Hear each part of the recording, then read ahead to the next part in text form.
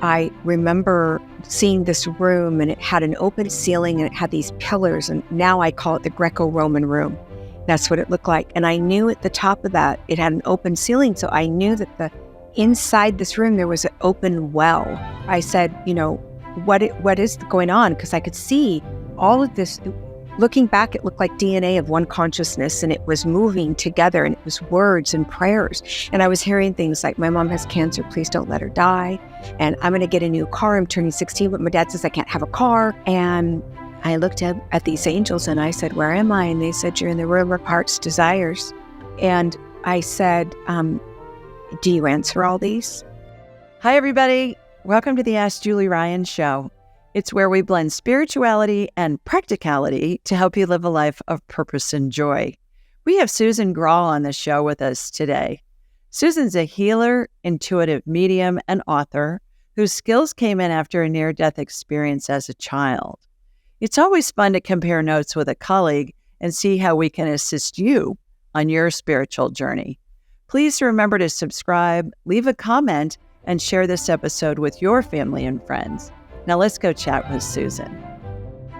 Susan, girl, I am so thrilled to have you on the show with us today. Thank you for making the time. Oh, well, thank you for having me. I'm really excited to be here. We were chatting before we started recording, you guys, and I feel like I've known her for forever. I feel like you're a sister from another mister. That's right. That's right. Very comfortable. It's going to be great. You had an NDE as a child. What happened?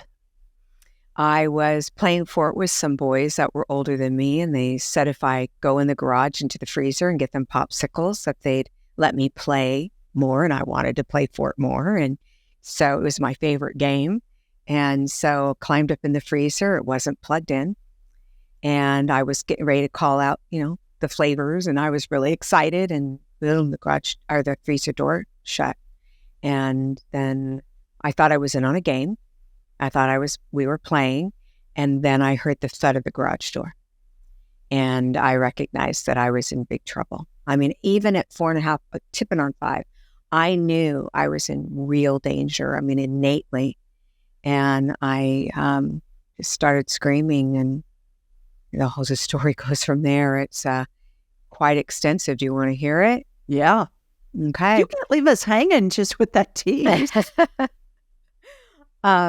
I actually started screaming at the top of my lungs. My mom heard me screaming, but she thought it was we have, cats and animals on our land. We had a lot of land and little creatures.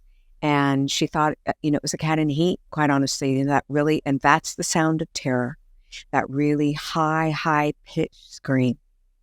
And I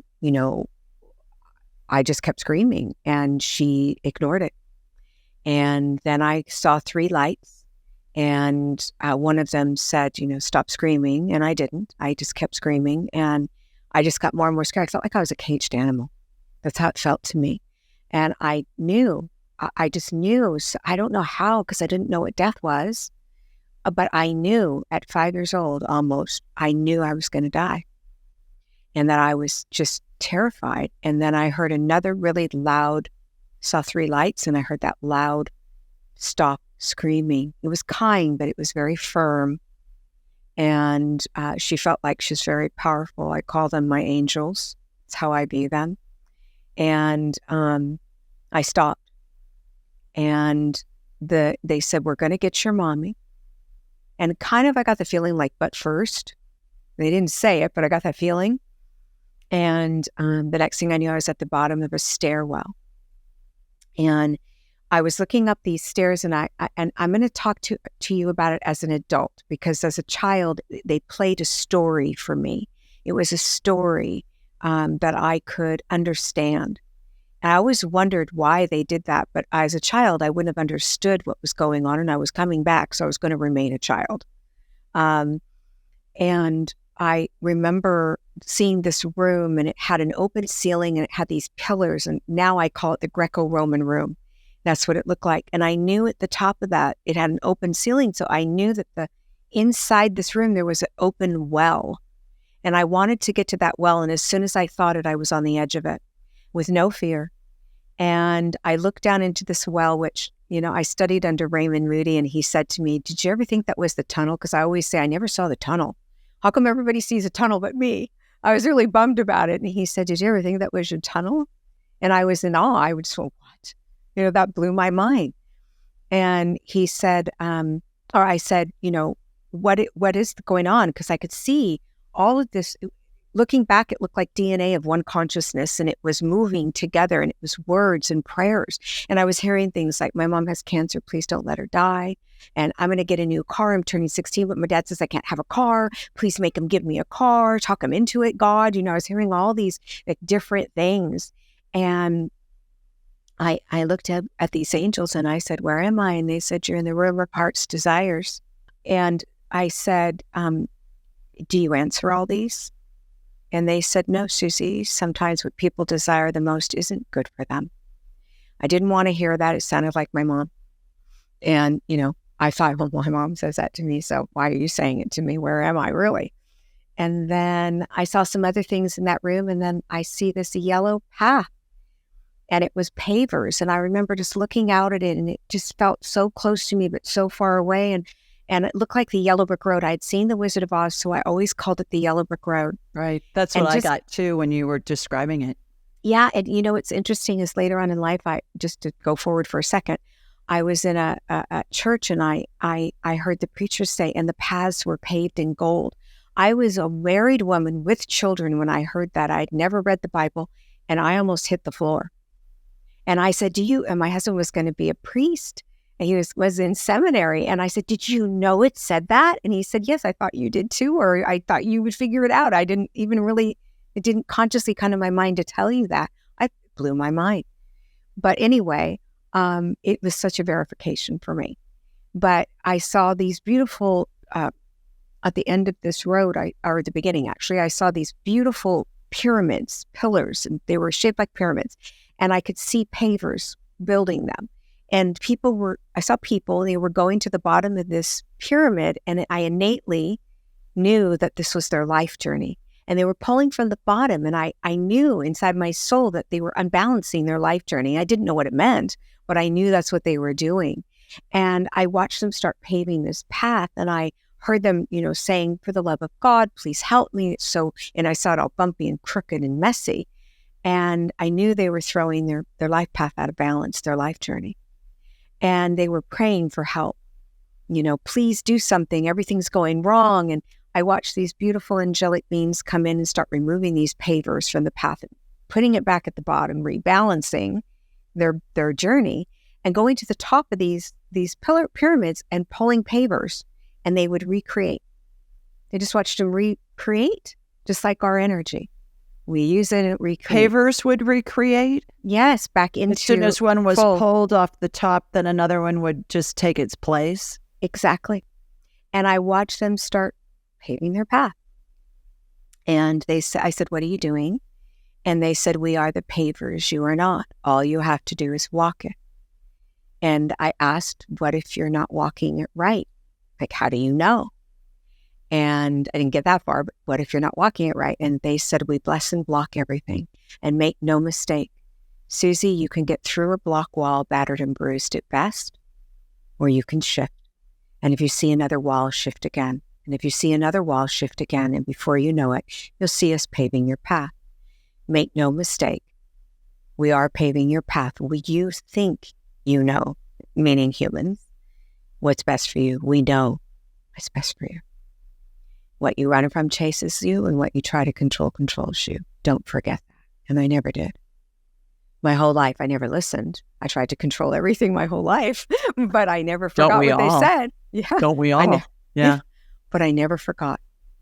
And they explained some other stuff to me, and the next thing you know, I'm in this room that they told me it was the room of knowledge. I believe people call that the Akashic Records. I don't relate to the word, but I know it's real. I understood the room of knowledge. I was little. I don't think I would have been able to even say that word. And I was watching, I want to call them families, but I was watching groups. And I was watching what wasn't virtual then, because there was no such thing, but I was watching these tablet type books coming in front of people rather quickly. And they were saying, I'm going to do this and I'm going to do that and I'm going to do this. And I was hearing these angelic beings and these guides, what I thought were guides now looking back, say, I don't think you want to do all that, honey. I think that's too much for you, sweetie. Oh, no, that's too much for one lifetime. And I'm listening to this and, oh, no, I can do it. I can do it. I know I can. And they said, well, you do have free will. And then they were gone. And I asked, where did they go? And they said they went to their next incarnation. I had no idea what they meant. None. Later on in life, someone said something to me like, do you believe in reincarnation? And I almost fell off my chair again because I went, oh my God, that's what they were saying. Because I had never heard those words. I grew up Catholic and we didn't hear the word reincarnation. And so it was mind-blowing to me that that made sense.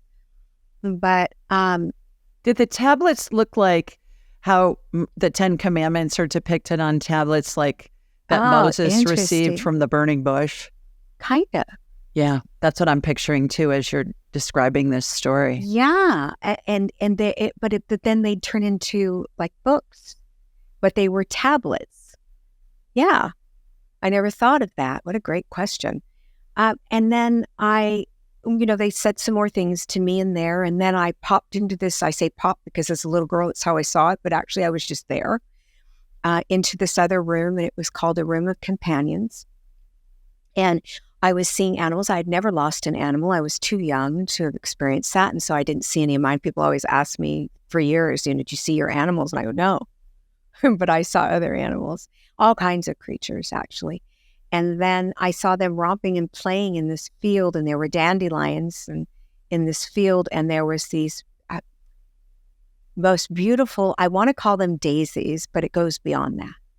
There's colors like you've never seen, and words and music like you've never heard, and it's just phenomenal. And I was a little girl. I knew I was sitting in the field, but I couldn't see myself. It wasn't like I was seeing a reflection of me. So I can't tell you what I was wearing. I just knew I was a little girl and I was sitting in this field. And every blade of grass was vibrating with life. It was like pulsating. Everything pulsated. Like whoosh, whoosh. That was the feeling. But I didn't feel dizzy. I just was there in this space. And I rarely share this, but I looked to my left and I saw this mountain and I saw this being. I think it was Source. It wasn't really a body. It was light. And it was filled with this, this is why I don't share it. It was filled with this love. You can't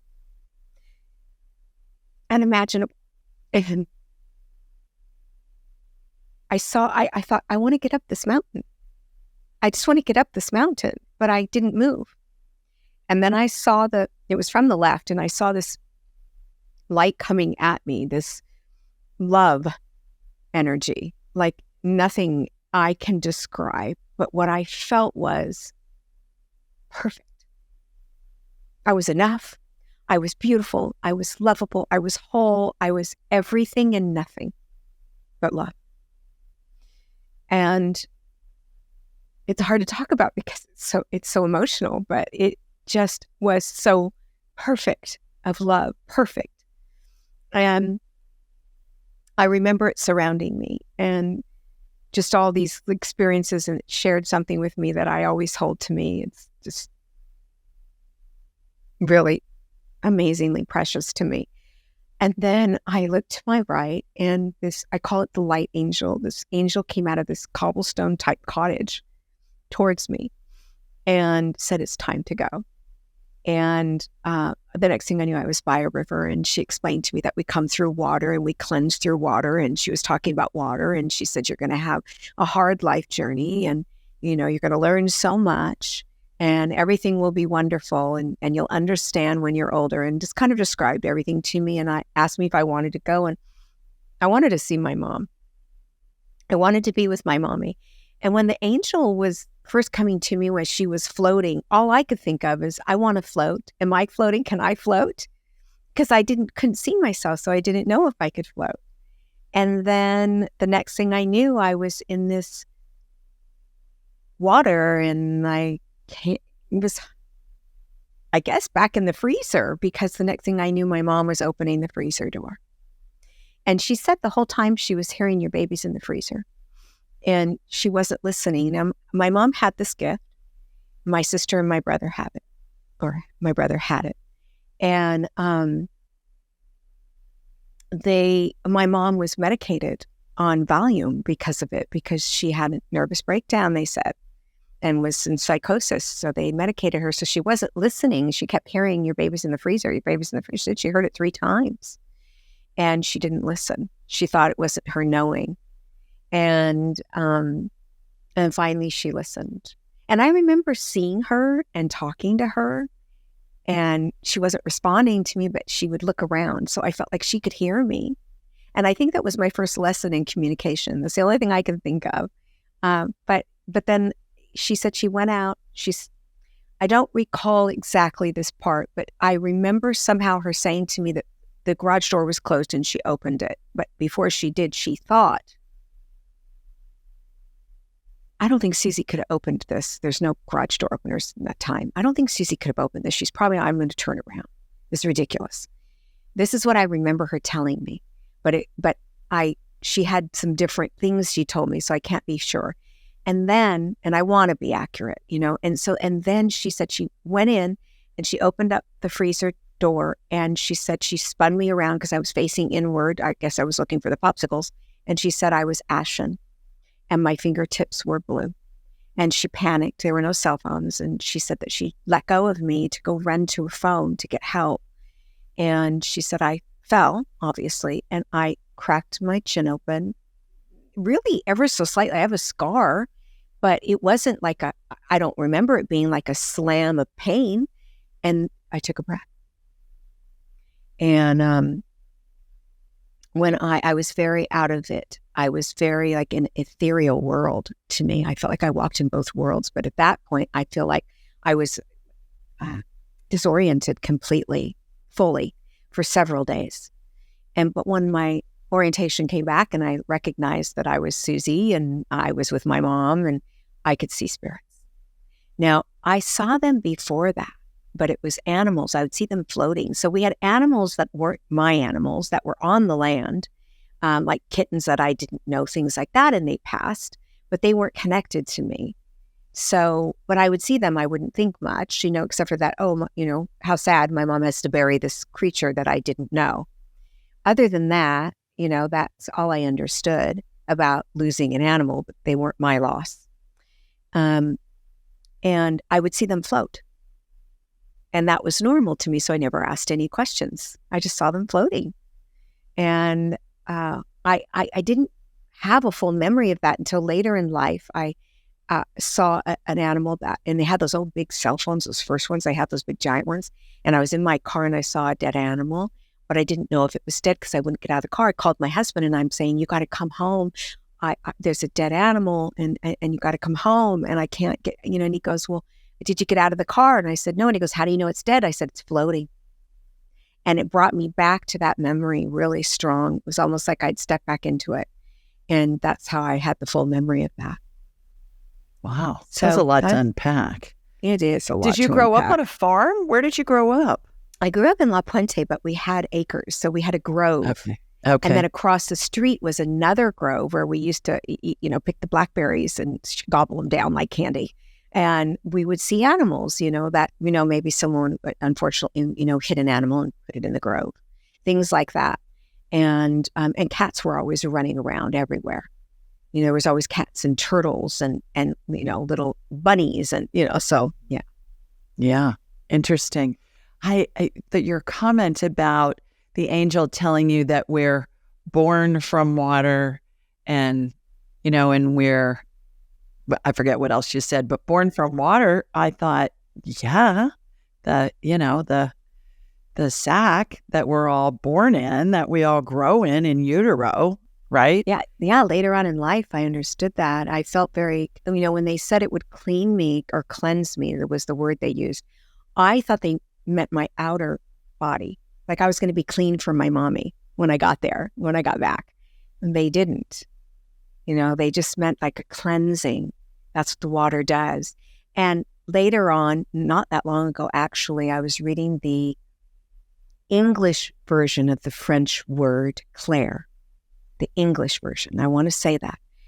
And because somebody came after me when I said the French version.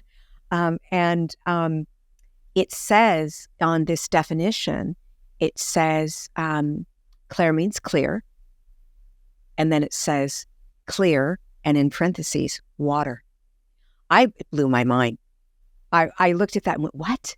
What? It's like all these things that happened during my journey that reawaken and explain, and it keeps happening. It will happen the rest of my journey here, what I saw, because I'll never understand everything. None of us will. We're not meant to. But for me, people say to me, how do you remember everything that you saw? And I said, did you see The Wizard of Oz when you were a child? And they go, yeah. And I go, do you remember it? Do you remember the Yellow Brick Road? Do you remember the little guys, lollipop kids? Do you remember the Wicked Witch? And they go, oh, yeah, I could tell you the whole story. And I go, exactly. I remember because it was so profound for me. So you have the amniotic fluid that the fetus grows in, first of all. And then what's baptism? Involves water. Yeah, that's true. I didn't think of that either. So those two things came to mind when you were talking about the angel talking to you about water. Fascinating. When I'm in heaven visually, oftentimes I'll be in this big garden and there's always a river running through it, or a brook, or a stream, or some kind of water. So I find that interesting as well. Pigging back on what you're describing that the angel told you. Wow. What an experience. So let's go back to, sounds like you came from a spiritual family. I'm sorry that happened with your mom. I don't think it was as rare as we think it was with women that were medicated when they thought they were schizophrenic or, whatever, so delusional or whatever. My brother actually became schizophrenic, so they say.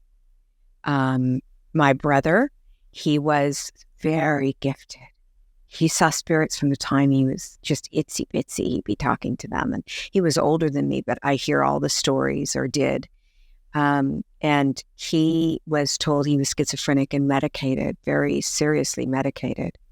He ultimately ended up taking his life, but both my brothers did, and my mother. But the gift was, it taught me to be a better person. It did. And it expanded my gifts for sure, but it made me more, compassionate, kind, true to myself. I had to be. I either went that direction or I went to hate. And hate was not part of my repertoire of feelings. It just wasn't. So, yeah. So you came from a spiritual family of intuitives, it sounds like. And do you think that everybody is an intuitive when they come in? And then we just shut down our skills? I do too. I do. Yeah. I think little children get this stuff. Oh, yeah. If I work with children. I have my doctorate in divinity from Raymond Moody, actually, and he taught me about life after death too. And I told him my story, and he taught me some of the things that I saw and what they meant. And because he had heard it somewhere before through other people. That's why I want to say that. It's not because he decided it meant that. So I work with children who have near-death experiences. And when I do have the fortunate, gift of having them in my office or talking to them on the phone, they all understand clearly what they experienced. As I got older, I stopped understanding it completely, and I had to be reminded, but they don't have to be. They're still young. They know what they saw. They talk about being intuitive prior to that. They just, they're so exactly as we come in. And I think every soul comes in, but they're not tainted, not yet, that they can't trust it, or it's crazy, or, they're crazy. They're not hearing that yet. Right, right. First time I was exposed to any of that with kids was on Oprah, probably 30 years ago. And I used to videotape her show, and then I'd watch it on the tape recorder later in the day, or, in the evening when I had the opportunity to do so, the VCR recorders, with the tape things that you put Yeah, in. yeah, And you yeah. could I record. remember that. And she had a little boy on who remembered being in a black Civil War Confederate troop, squadron, whatever you call it. And he knew his name. He knew his dog tag numbers. He knew who his commanding officer was. He could tell them where they were when he was stationed certain places, different battle. This guy was 3. He couldn't read. There was no way. So that exposed me to little children having these experiences, and also the near death, not the near death, but the past life thing.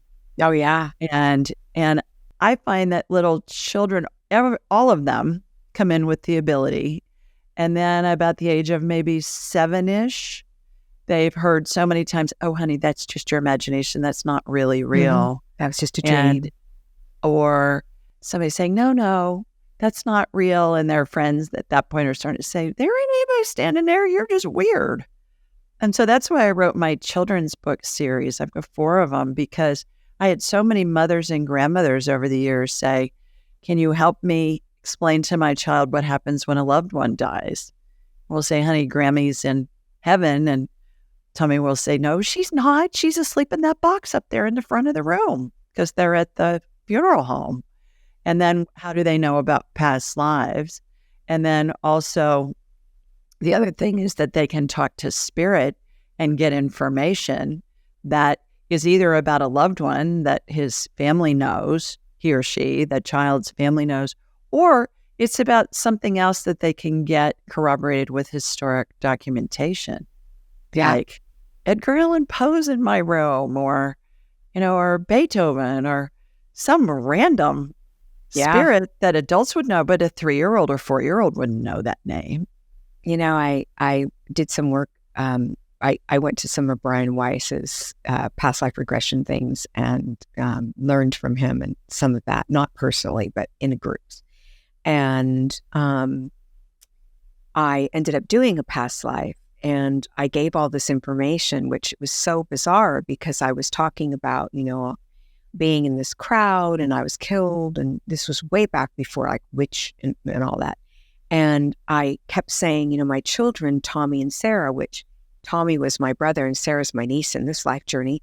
And I said, they're watching, what's happening to me. And she kept saying, "Are you in the witch trials?" And I said, "No, I didn't feel that." Right. And I kept giving her my name. And, she said, "Okay," and I kept telling her the dates, and it was right before the witch trials, and it was in another place. And I kept saying, "This is what happened to me. And my husband was really mean. And my children had to say that I think I worked with some kind of greenery or something." And I was telling her all this information. And anyway, when I gave her my first and last name and my children's first and last name, and she looked me up.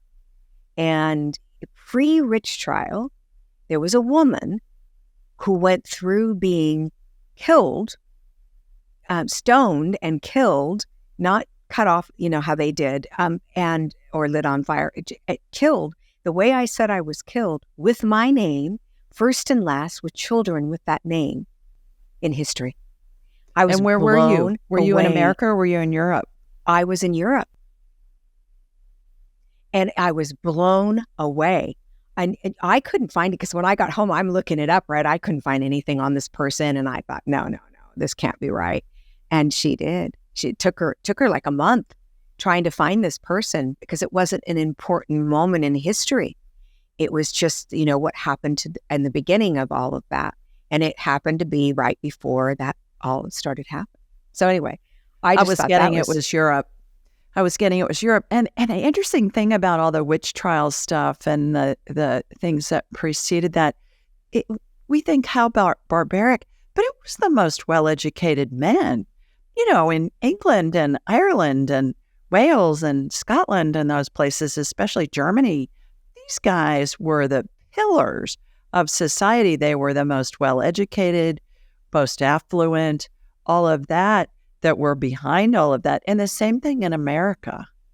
And there are some schools of thought that it was the precursor to our Western medical model that Oh, we have now, that it was a concerted effort.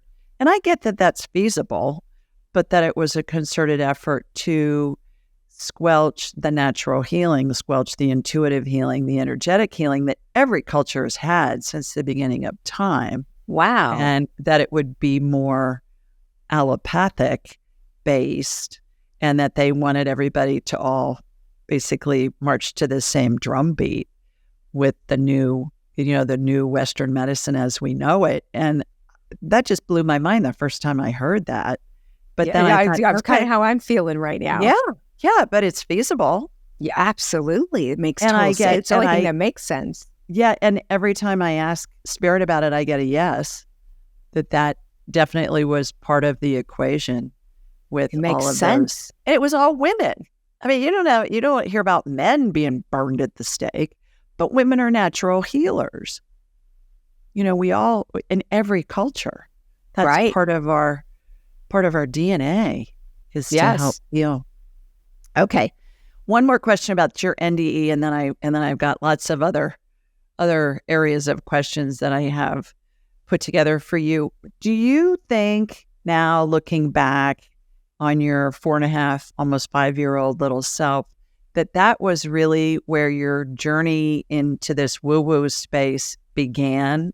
That was kind of, you were placed on the yellow brick road, Susan's yellow brick road, Yeah.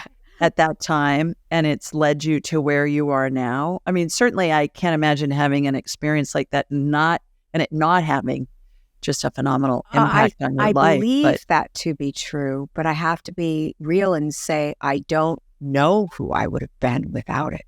I was too little. But I believe that to be true. I think that it was my introduction into what I would be doing later, which I had no idea I do. I mean, I'm a counselor. I work with grief and addiction. I wasn't going to be a medium. That wasn't going to be my life journey. So I think that they had that all figured out. And I decided to open the door, to that, because I can choose not to, obviously, but I, opened the door. do you think that the addiction therapist and the grief counselor part of you was part of your training to get to the place where you are today, to combine those methodologies with the woo-woo that you're doing now? Absolutely. Not only does it give me some clout so people trust me more, so they're willing to come, because it just does, but I also understand the grief process, not just personally, but as studied. And I understand addiction is a huge part of grief and what's happening now in the world, even more so than it ever was. It's always been there, but even more so, death is coming through that, and loss. So, yes, I absolutely think it was, something to catapult me into understanding this more. I agree. Did you ever have a situation where you communicated with spirit and you were trying to help somebody and it was just hard to connect with that person who wanted to talk to their deceased loved one? And can you tell us a little bit about an experience and then what your takeaways were from that? It's really painful when you can't connect in, and it's happened to me, and I've just had to say, it's just, I don't know why. I'll, of course, never blame the client, but I do want to say that if they're shut down or they're challenging, it's very hard for me. I don't like the challenge, like, well, what was the scar on the back of their neck? That kind of challenge, or the girth mark on their knee. That's really hard. The spirit decides what they're going to tell me and what's important to them to relay. But I've had people come and I just simply refund them and send them to someone else. I've actually referred people to you. They say you've got your 2 booked out, but I have referred people to you. And I just, say I'm just unable to connect in, and I apologize and I take full responsibility and I let it be what it is. But inside, I have to be honest, I feel like I failed. And I have to really work through that. Like, why couldn't I connect in? Why am I so lost in this? What's going on inside of me? I always want to blame myself instead of just, this is the way I wasn't meant to give them the message. Someone else is meant to. And it will be more profound for them or be exactly as it needs to be for them. But the expectation is what is hard. People expect us to know things that we're having a human experience here. We can't hear everything, and we're not meant to. We just know what we know, and hopefully it's accurate, and most of the time it is. But we are humans having a human experience. We're not just souls having a human experience. We're humans having a soul experience. So we have to, give ourselves grace. It's hard. It's painful. Well, a couple of things come to mind. First of all, we have a colleague who said to me one time we were talking about this, and he goes, well, this isn't Jeopardy. It's not like, you guess the right answer and then you come up with the question kind of a thing.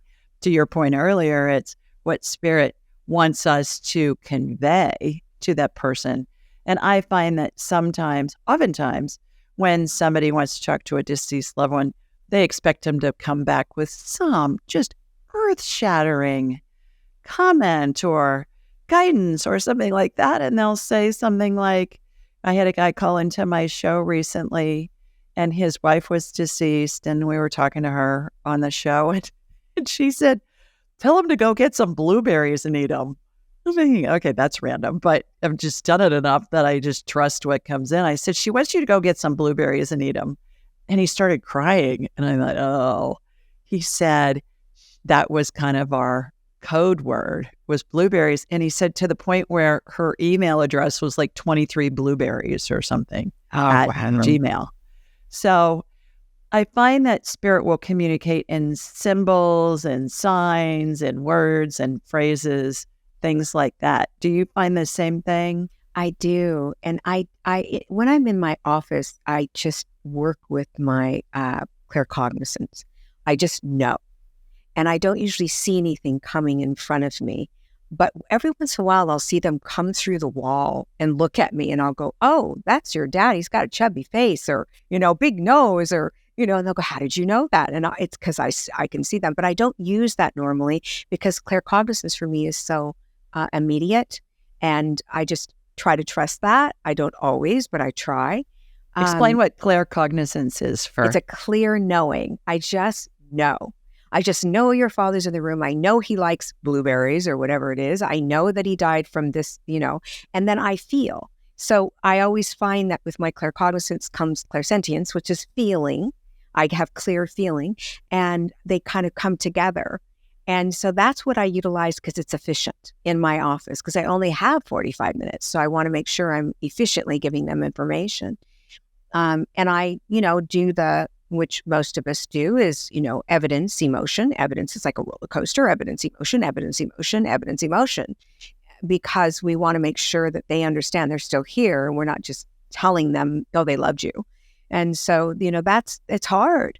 It's not easy. And it's not easy to relax our minds enough to hear them clearly and then to convey what that means with clarity, so.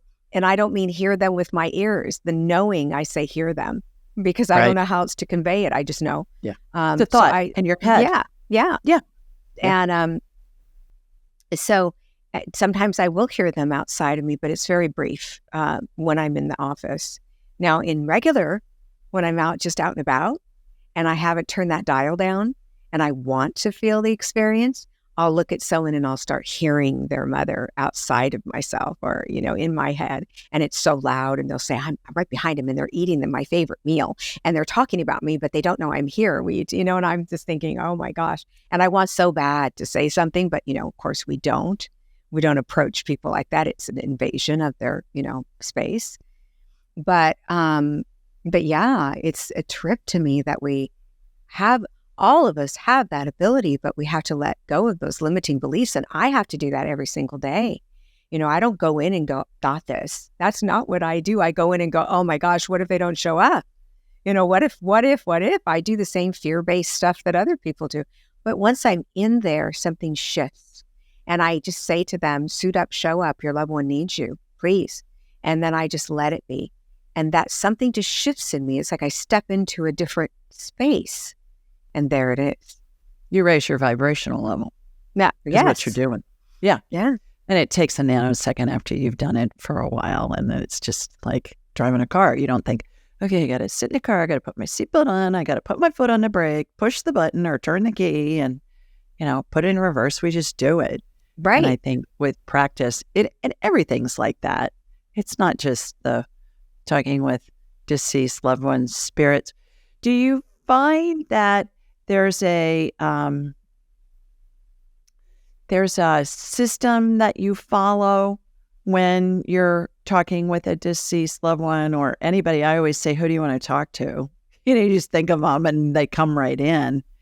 At least that's been my experience. So what's your technique or what's your system that you use when you are working with a client?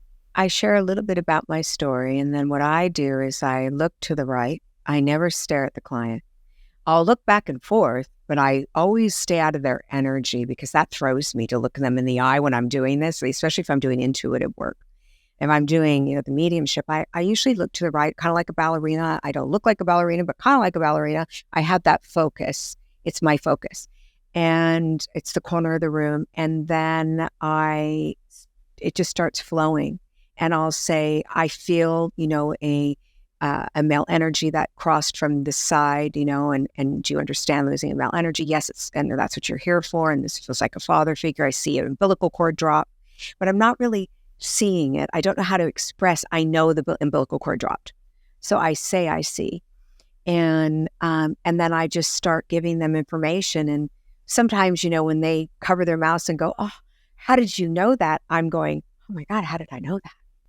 So I'm doing what they're doing. I'm not, cocky at all. I'm a human. I have a lot of humility. Yeah, I'm in awe. Yeah. And I will be the rest of I know that. Right. I'll never be that cocky person because of course I hear it. Of course I see it. It's just not there for me.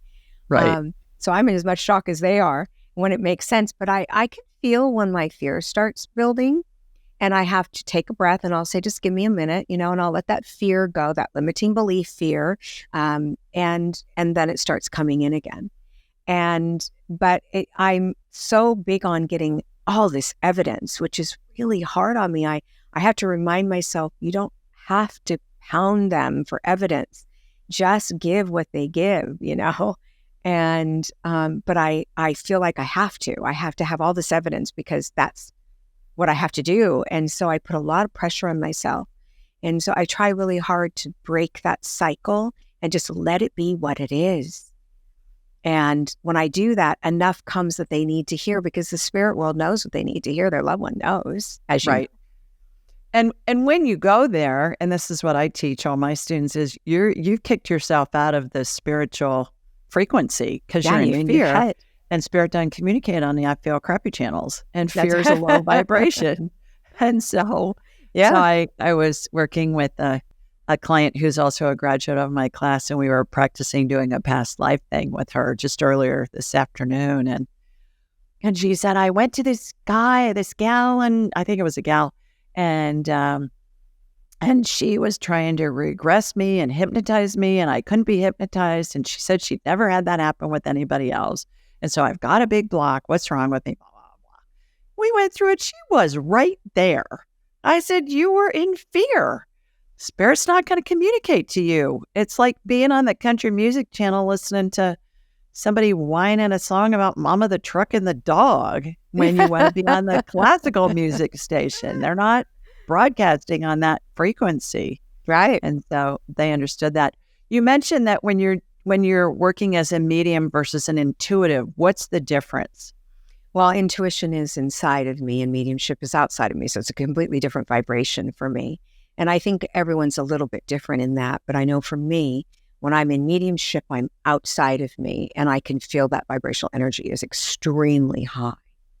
And when I'm in my intuition, it's coming through into my gut.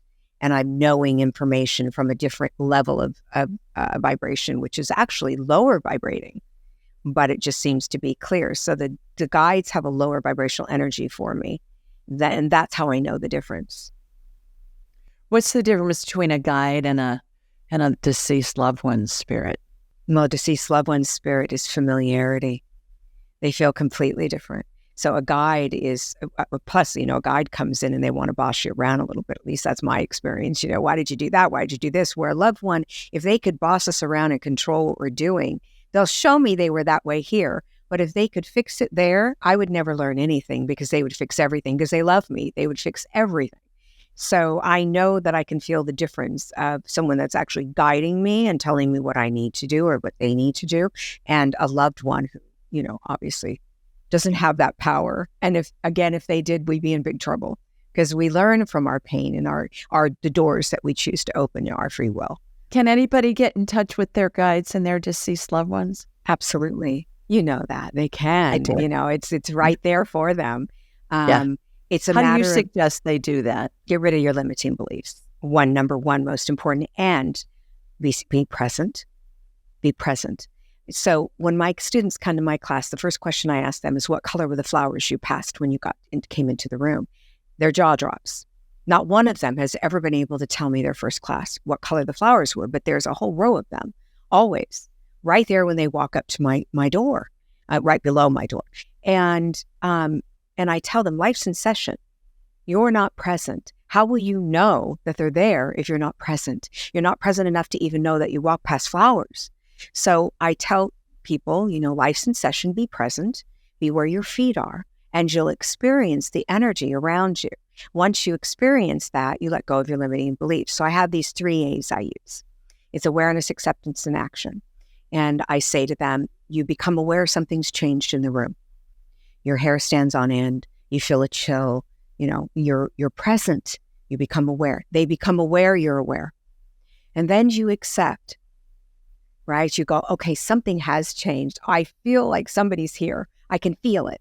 And they become aware again that you're accepting that they might be there. And then the action is letting go of limiting beliefs and the trust. And once they realize you've trusted they're there, maybe that time wasn't what they said to you, but then they've said, they are trusting that I'm going to come by talking through their head. I'm going to come now by talking through their head. So you can't be wrong, because now they're going to visit you that way. So those are the 3 A's I teach when I teach. And I take them, of course, much further into each individual A. But it really helped me be aware of the existence of them as being present in the moment.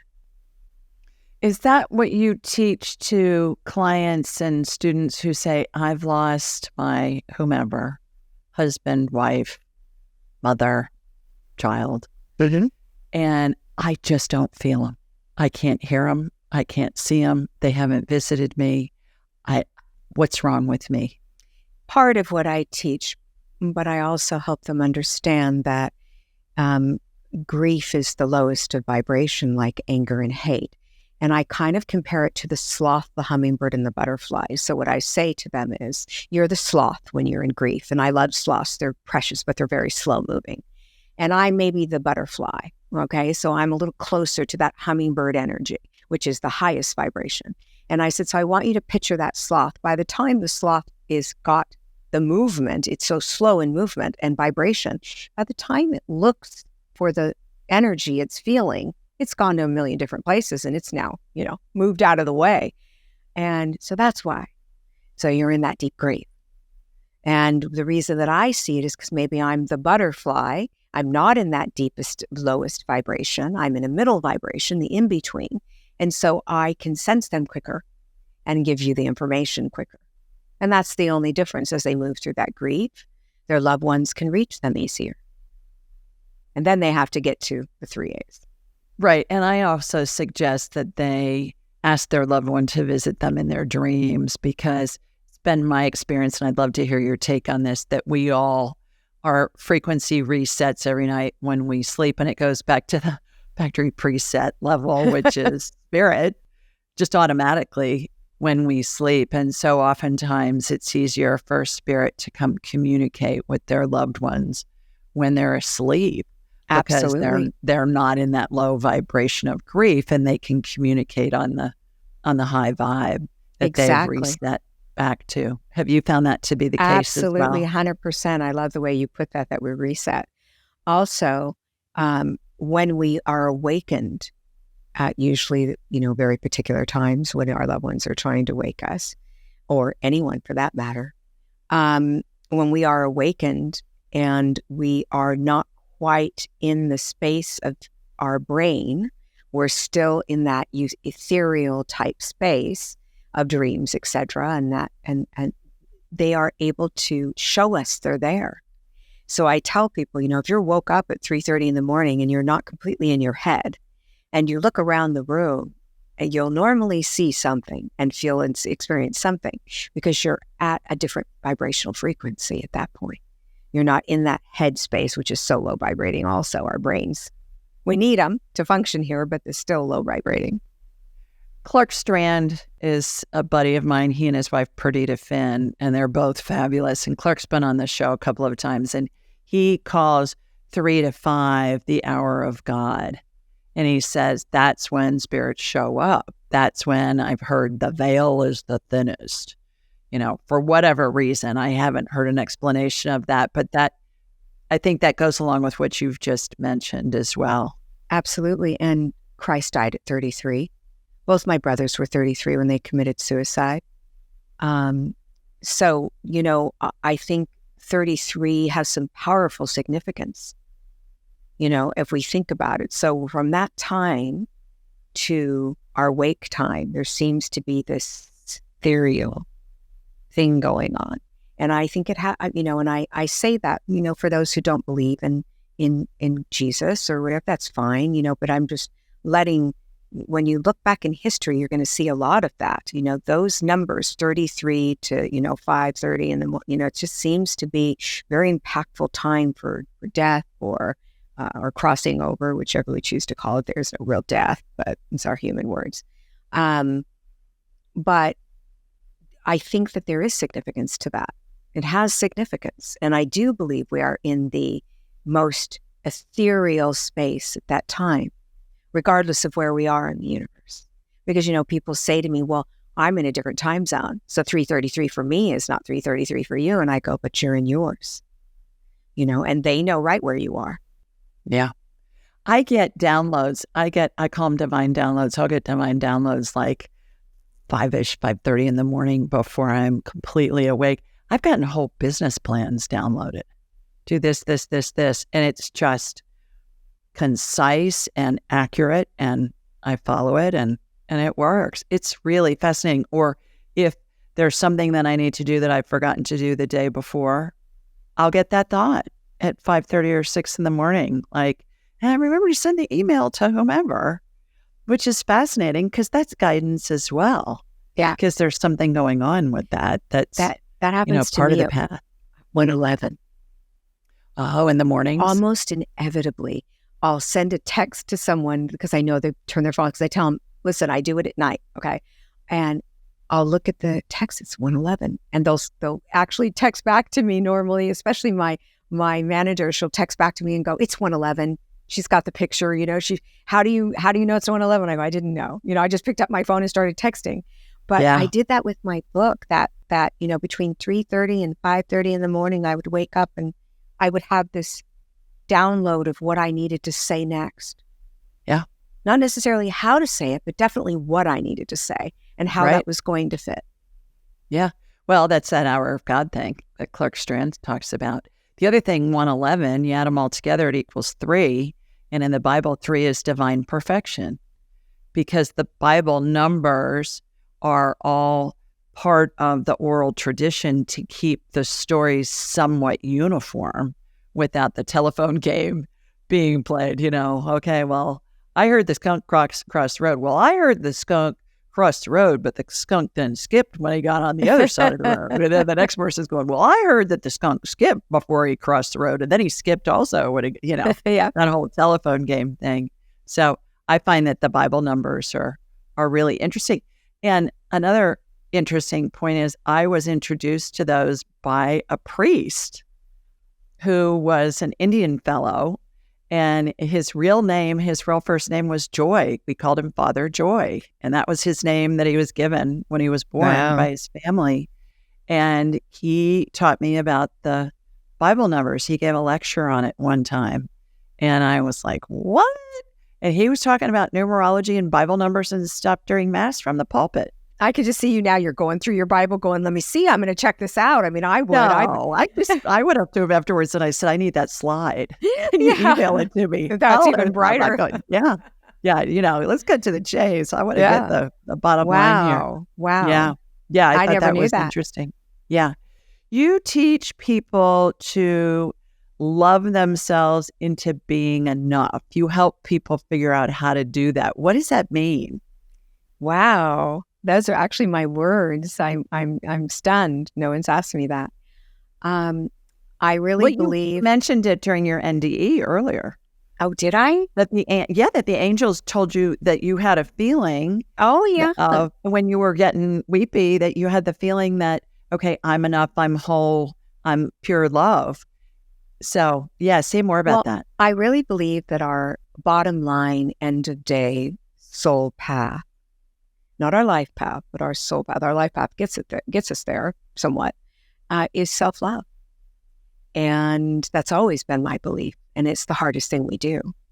And to empower ourselves to feel that our love for ourselves is more important than others' love for us. Like if you love me, I'm okay kind of thing. And knowing that I'm okay regardless of what you think of me. So that empowerment of love. And I don't always feel it, but I work very hard at feeling it. I do my best to have self-love because I know that the more I step into that, the more I'm reaching my soul journey and my soul path, which is my personal empowerment of who I am. So when I teach people, I start out by telling them every morning you should be waking up, calling your guides in, asking them to join you on your day. And then your next step is to look at yourself in the mirror and say, I'm lovable, I'm capable, I'm worthy, I'm enough. And then when you go to bed at night after making things go wrong or not doing it right, reevaluate your day and then say, I'm lovable, I'm capable, I'm worthy, I'm enough. And if you do that enough times, you begin to love yourself. Not, oh God, my skin is wrinkling and look at my jaw's dropping and all the things that we do. And internally, I made a mistake and now they're going to hate me. It's not about them. It's about what we feel for ourselves. It's about us. And so I teach people how to empower themselves through their own personal empowerment, not yours, not his, not hers, not my husband's, not anyone else's, my own personal empowerment to feel a sense of who I am and then evaluate anything that I've said contrary to that. Because I can all day long, if I took a check on every time I've said, oh, my hair looks like crap, and, I shouldn't have talked like that. Now I talk too much, and, all these things I do. And I actually, with my students, I have them carry around a pad, and every time they have a negative thought about themselves, I have them put a check. And when they come back in, they go, I couldn't keep up. Yeah. I couldn't keep up. We're our worst critics. Yes. So learning to, reverse that is by doing the opposite, right? That's the reverse. And that's to tell ourselves we are. And then to believe that, to seat in that knowledge that our soul is the divine vine to the divine, and they created us. I tell them, if you take a leaf and put it in your hand, it's just a leaf. But when you hold it up and look in the light, you're going to see vines. That's your soul connected to the divine. That's your lifeblood. Talk to your soul. Your soul can never be damaged. It can feel the wounds. It can feel it when somebody harms us, but it is never damaged. It is divinely connected. And if you recognize that, you always have somewhere to go. And so they say, well, yeah, but this and that. And I go, but let's think about it for a minute. If your soul was damaged and my soul was damaged, where would we go to heal? There'd be nowhere to go. There'd be no inside job, right? There'd be nowhere to go internally. So knowing that is very empowering. And if you know that it's the lifeblood to the divine and it's constantly pulsating and reaching you, you know that you are enough because they created you. How can you not be? So now you've got to get out of your head and remind yourself continuously that you are connected to the divine. The best piece of advice I heard about this ever in my whole life, I heard not too long ago, and it was from Coach Nick Saban, who just retired as the head football coach at Alabama. He's the winningest football coach in all of college football history. And I live in Birmingham, a big college town. And so he was saying that his players got so upset when they'd read snarky comments on social media. And he said, let me tell you something, guys. He said, look, the person that's putting that snarky comment on, on Twitter or Instagram or whatever, they're sitting in their mother's house in her basement with just in their underwear. They don't have a job. They probably haven't had a shower in weeks or months. They're just like, to your point, a sloth. And they are not worth your time and energy reading what they're saying about you if it's derogatory.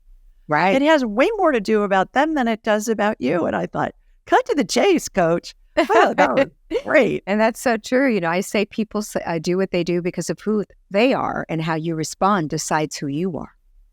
Right. Couple extra areas I want to cover in some last questions for you here. You use hypnotherapy to do past life regressions. What's the bonus of that kind of an experience for somebody? Well, first of all, I really think that everyone should be a licensed hypnotherapist to do this. I do. And it's just my belief system. And so I worked very hard to gain that license to do that. I think it could, because it is a tender area. This is why. When we go back in history and bring forward our experience, we usually understand why we are the way we are, why we do the way we do things, why we fear certain things. All of those things are coming from that hypnotic state of being in our subconscious mind, bringing it to the conscious mind. And it is the most healing of mechanisms. When I understand something, I'm present with changing it. It's when I say, I don't know why. So what I tell people is, if you can let go of the why when you're doing a past life regression and get into the how and what occurred, how did I handle it? How do I want to handle it now?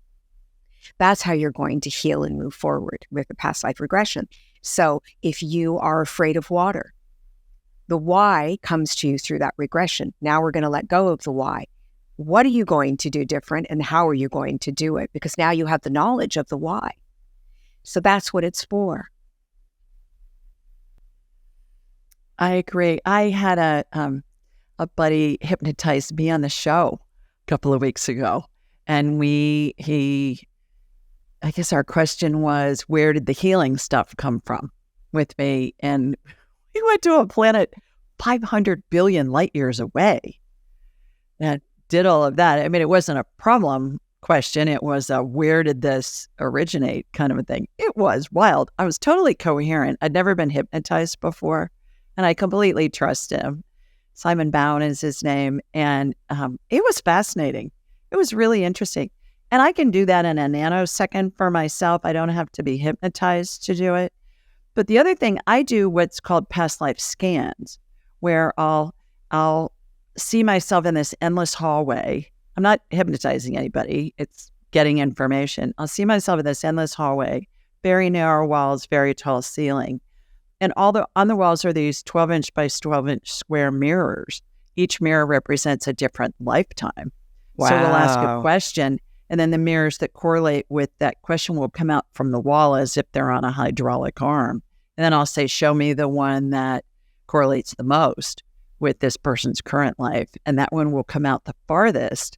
And then it's like I'm jumping into the scene. It's like I'm walking into a movie scene. Reminds me of Mary Poppins, in the sidewalk scene when she and Bert and the kids jump into the cartoon or the chalk illustration.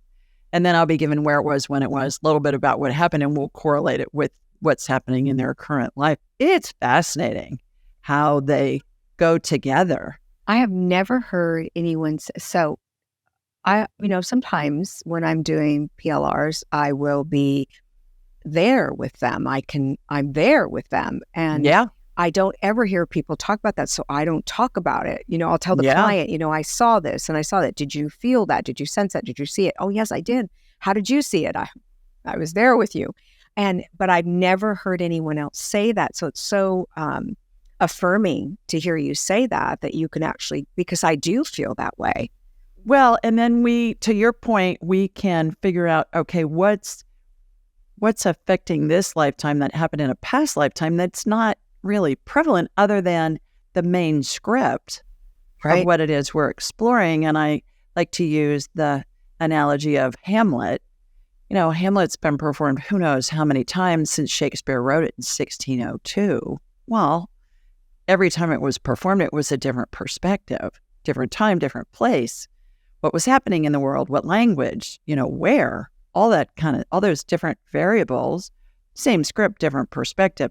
And that's what I see with past lives. We're exploring this same or a similar script, basic script. You want to be a teacher. Okay, how are we looking at it from this perspective? It's fascinating. I think the past life thing is really, for lack of a better description, it's something that hasn't really been utilized that much. I know. It's an amazing tool. It is. To help us understand why we behave the way that we do. And when we're afraid of something like flying, or I got a guy who was afraid to fly, and we got that he, in the past life, when I did a scan on him, I got that he was like a Pythagoras, the Greek god that flew too close to the sun and his wings melted. Wow. And this guy had grown up in Greece, and it was ancient Greece, and he'd heard that story his whole life growing up with all the other mythology that was taught.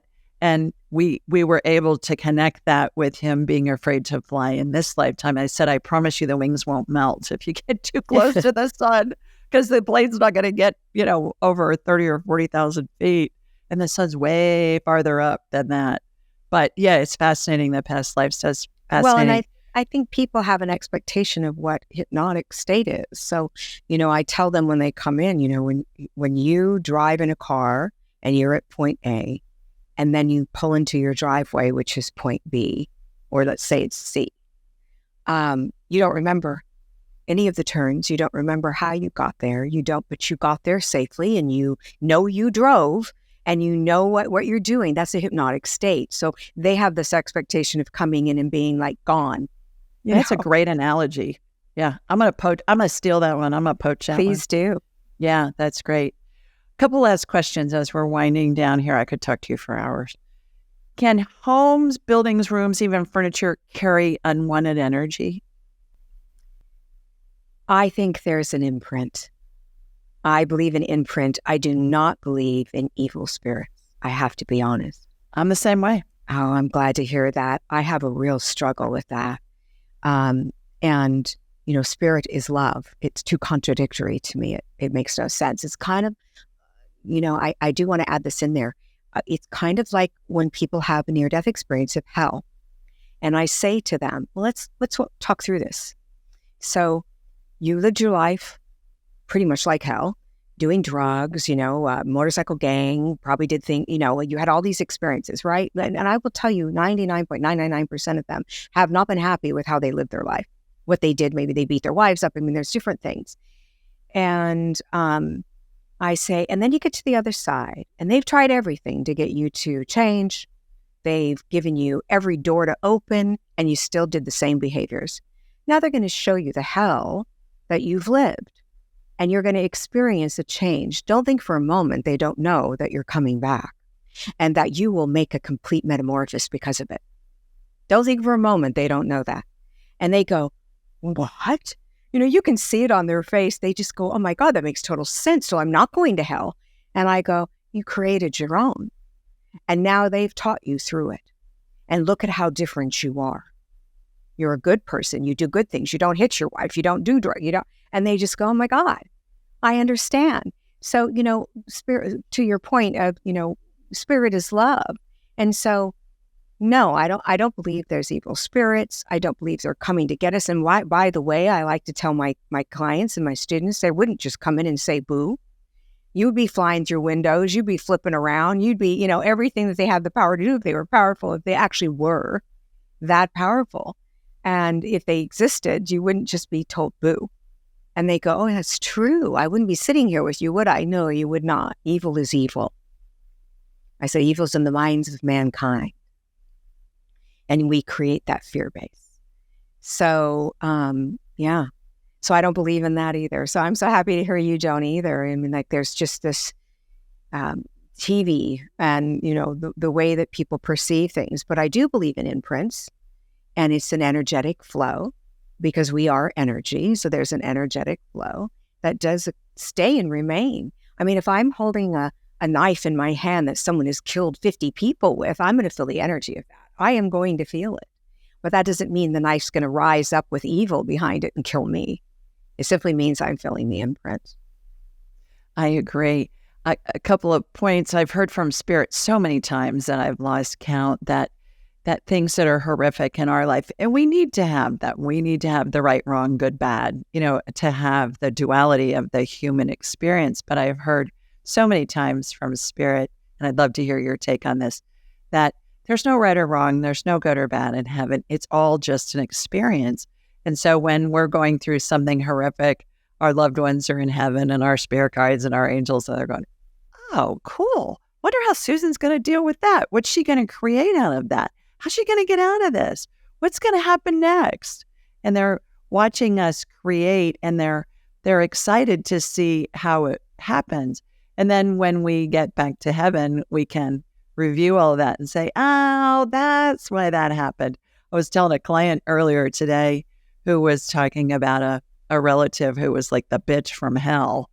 And she was going on and on. I said, look, when you're both back in heaven, she's playing a role for you in this lifetime. I said, when you're in heaven, you can hand her an Academy Award and say, man, you get the bitch from hell award. Great performance. You were just wonderful at it. And when we can remember that, it helps, I think, lessen the charge that we get when somebody mistreats us. Absolutely. And it's their stuff. It doesn't usually have much, if anything, to do with us. It has to do with them.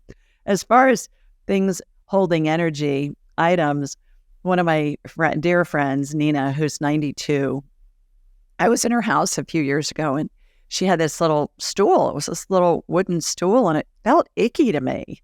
And I don't normally have my radar turned on. I mean, I'm just like regular Julie Ryan during the day and in the evenings, unless I turn it on.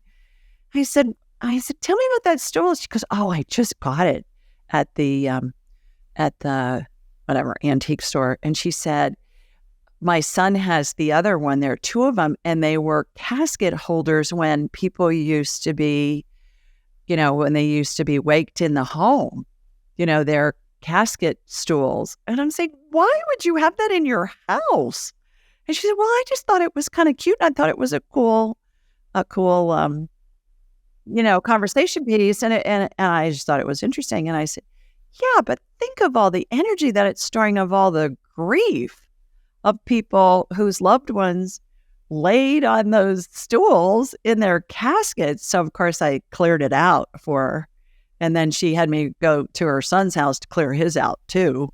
Unfortunately, he just lived down the street.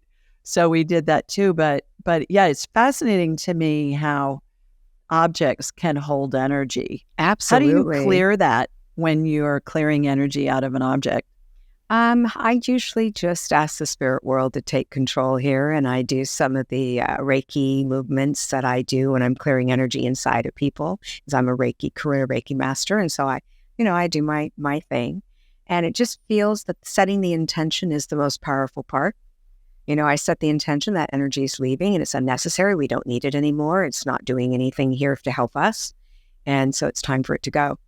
But to your point previously about, having the bitch from hell, and what's Susan going to do? I agree with that 100%, and I always tell people we have doors in front of us, the spirit puts in front of us. That's our free will.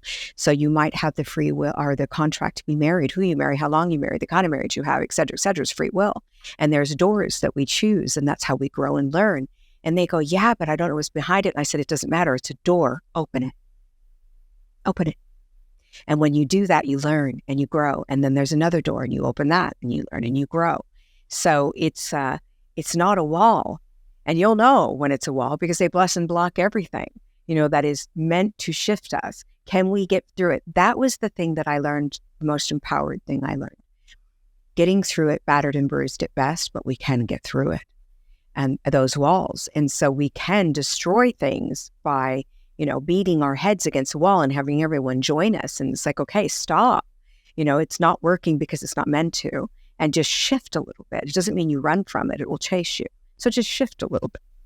Right, right. Last question. Why do we incarnate?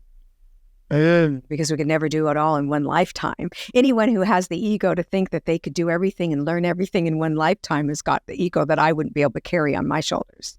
I just really believe that it is, of everything about us is about learning more and more and more. We are to expand and grow. We are here for soul growth and expansion, not soul damage, soul growth and expansion. And through pain and joy, we learn. And pain is my greatest motivator to change. So it's my greatest lesson, So, the more pain I go through, the more I learn. I agree. What a delightful, brilliant, kind, knowledgeable, wonderful woman you are. Thank you. And I've thoroughly enjoyed our conversation. We'll have to have you back because I got more questions for you. I would love. How can people learn more about you and your work? SusanGrau.com, and they can go there and learn about what I do. I actually have all the explanations of all the things that I offer. And also, they can go to social media, Susan Grau Official, in any social media. I would suggest they get the book because that'll tell them more about themselves than me, which is probably the most important part of this. So tell them about the book and hold it up so everybody that's watching can see it, please. It's Infinite Life. Can you see that? Infinite Life, Infinite Lessons, Wisdom from the Spirit World on Living, Dying, and the In-Between. Look, I'll detach it right here because I hold it up so much. And it's, it talks all about everything we just talked about. It starts out with, your baby's in the freezer. Those are the words my mother heard. And then it goes through that story. It's the light within the darkness, I call it. And then the room of heart's desires and living among the dead, which is just walking with them in my life, and talks about how to understand the difference between fear and intuition. And it has exercises for everything, including mediumship, intuition, learning to expand yourself. Every chapter has exercises and integration moments that you can utilize to grow and expand.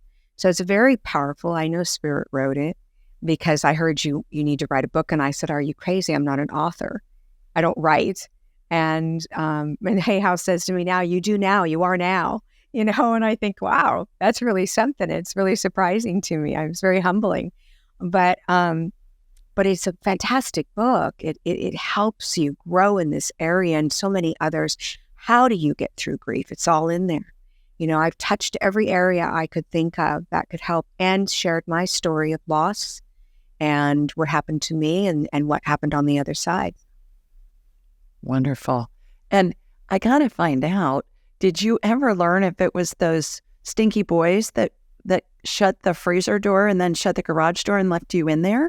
Yes, it was. Was it your brothers and their friends, or who was it? No, they were boys that I played with. My mother was in the belief system that you go out, no matter how old you are, and you play until the streetlights come on. Unfortunately, that created, which you'll read in my books, I might as well just say it, I was trafficked in my neighborhood, and along with many other children. And I didn't know that that was wrong. I didn't understand that. So, that was a learning lesson for me. And so I was out playing with the boys, and being groomed in other areas. And so I didn't know that, I shouldn't be letting, boys that were mean to me tell me to go into a freezer. I didn't know not to do that. And so I did what I was told. They told me what to do, and I did it. Goodness. So, yeah. Wow. I don't think they recognized that it could kill me, but they certainly were having fun terrorizing me. That same little boy locked me in a bathroom and turned the light out and held the door so I couldn't get out after that experience. And so they had kindergarten, first grade, second grade. And he did that to me again. And I lived, I was in that room thinking I was back where I was. Very frightening. But, he was just a mean little boy. I'm sure he grew up to be a sociopath. I worked with sociopaths. He had those traits. So I would say he probably did. Well, and what was he going through at his home, too? Yeah. That makes me wonder that, too. He had a very unhealthy older brother, so yeah. Yeah. Well, we'll continue that conversation another time. Everybody, that's it for today. Sending you lots of love from Sweet Home, Alabama. Mwah! And from Southern California, too, where Susan is. We'll see you next time. Bye.